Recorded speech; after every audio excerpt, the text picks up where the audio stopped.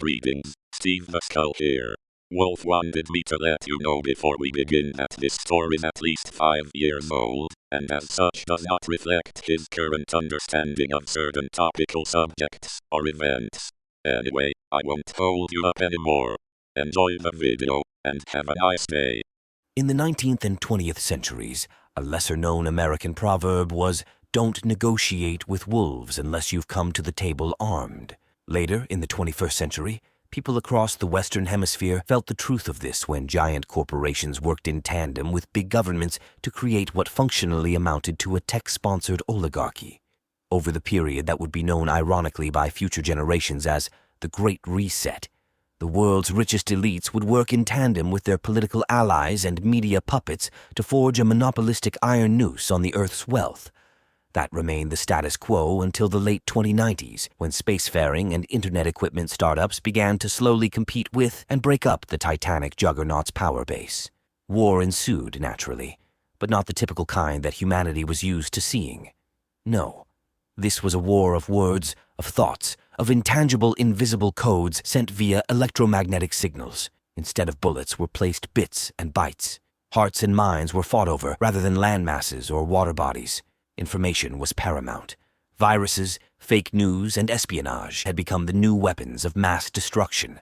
Stockpiles of gold and silver were also slowly phased out for more easily transported and readily securable encoded libraries of ones and zeros.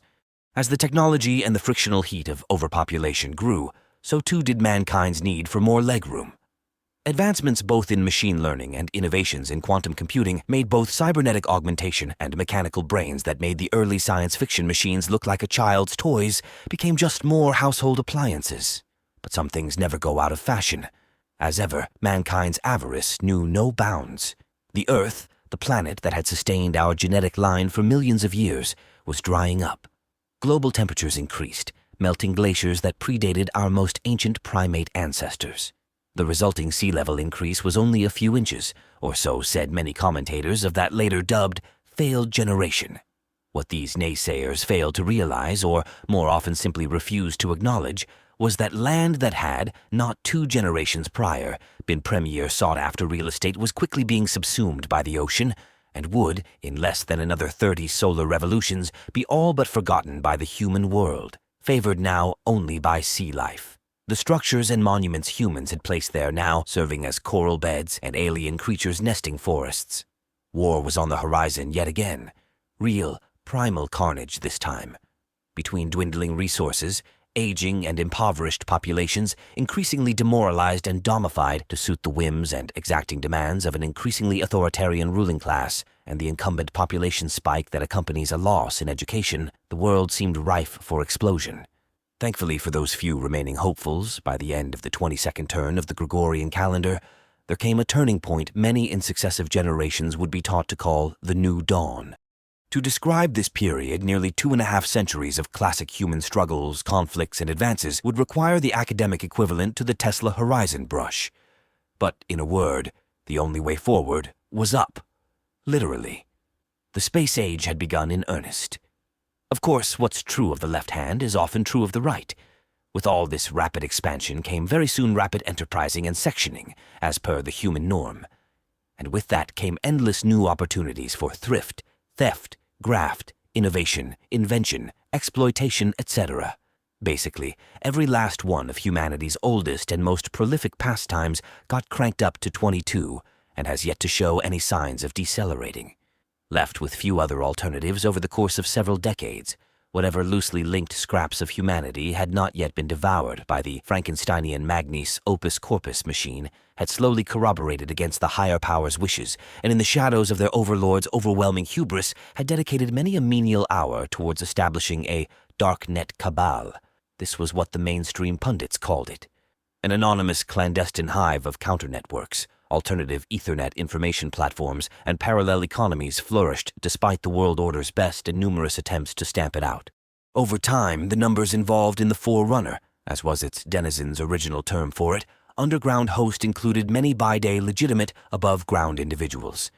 Private business owners, lawyers, public servants, and even some key corporate and government players found side jobs working as spies, agents, or bookkeepers in the network's blockchain cryptocurrency banking system.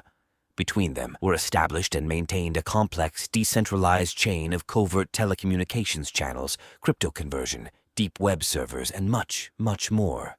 Of course, there were the inevitable bad actors, sex traffickers, drug cartels, smugglers, terrorists. As with any free-range system, Forerunner was not immune to the corrosive elements. The most they could do was isolate them, at which they were, for the most part, successful. But as a predictable and, as some saw it, inevitable consequence, the ruling mafias and oligarchical autocrats used this not only as ammunition to try and smear the Forerunner renegades in their controlled media, but also as justification to pull out every trick and tool in their arsenal to try and root out and stomp out this most avid and blatant threat to their power, at which they too experienced an unfortunately high level of success. But the human need to live and be free will never go quietly into that good night. And so for nearly 2 full generations, the Forerunner underworld remained and ran like dark matter clockwork. That was until, sometime in the mid-2340s, a ragtag group initially calling themselves Leverage Inc., later rebranding themselves Justice HQ, then further changing it to Anon-Co, before finally settling on the modern code term N-Spot Inc., the N standing for Negotiations, came onto the scene and lit a fire under a complacent system's ass. Their tagline was as cryptically simple as it was deceptively humble. "We are the contesting lambs." This saying was in reference to a much more famous historical line delivered by the founding American thinker Ben Franklin. "Democracy is 2 wolves and a lamb voting on what's for dinner. Liberty is a well-armed lamb contesting the vote." Though the historical validity of that quote, specifically in its potential misattribution, had been long up for debate. Its meaning, however, had not been lost on those who would become the first batch of what we now know as negotiator agents. Like the non-agency's service tagline, the negotiator's task mandate was simple and straightforward. We make sure the big fish keep their end of the bargain. In the immortal words of their founding member, badge name Belmont 8108, in a speech he gave before an anonymous internet congregation, "Just because someone makes the laws doesn't mean that they can do no wrong. A bully is a bully whether he wears a badge or not. A crime is still a crime regardless of the size of your bank account." An unfortunate but undeniable fact of life across the animal kingdom is that might makes right. In the first millennium, a person's guilt was often decided not by a reasoned and rational verdict delivered by their peers, but by a trial of either torture or combat. In the latter case, it meant that those who could hire the biggest and baldest muscle, or who were the biggest and the strongest, would always plead not guilty, and just as often as not relied on the fear of having to combat them to deter arguments against unjust edicts. One etymological theory on the word berserk, originally meaning bearskin, is that it referred to a particularly honored Norse warrior. It poses that these beasts would be presented with a bearskin cloak as a badge of office by the Jarl or king, and would often be called upon to serve as proxies should their lord ever be challenged to a martial contest. Later, this mauler role would be taken over by lawyers. Just replace the swords with endless appeals, spears with legal jargon, and shields with technicalities and legal loopholes, and what was once an unfair, though at least brief and relatively painless affair, turns into an arduous administrative slog, in which the side with the most weight to throw at the contest would either seek to force a settlement or simply run the opposition into the ground financially through sheer bureaucratic attrition. The start of all negotiations is threat. As long as people have been working together, it has been an open secret that you can't really bargain if you can't swing a club. But do not misread my words. A negotiator's purpose is not to be just another shotgun or a hammer. We are not simple brutes or mob enforcers. Rather, we seek to be a counterbalance to power. We are the Saturday night special, the hidden dagger in the victim's cloak. We are the sword of Damocles, the secret ace in the sleeve of the gambler who doesn't make the mistake of trusting someone who wears his own face as a mask. We make it so that a binding contract actually means something.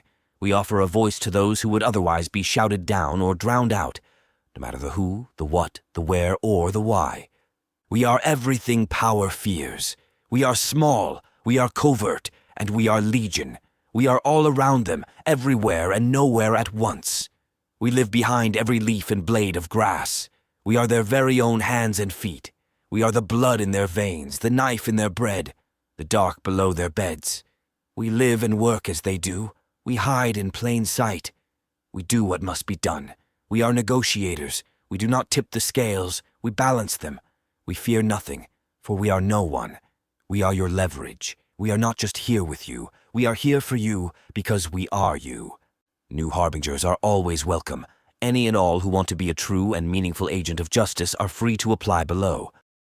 Hello, Steve the Skull again. Once more we must ask your forgiveness for the clunkiness at the end. Those have never really been Wolf's strong point as a writer to begin with, but this wasn't even a store draft so much as a conceptual setting outline. Also, Wolf wants me to remind you that anything he posts that's not specifically labeled otherwise may be used by anyone for whatever creative purposes they see fit, with no licenses, purchases or commitments of any sort being required. Anyway, like and subscribe, and all that. Check out Wolf's actual creative works over on Amazon if you like what you just heard, and have a good one. Peace.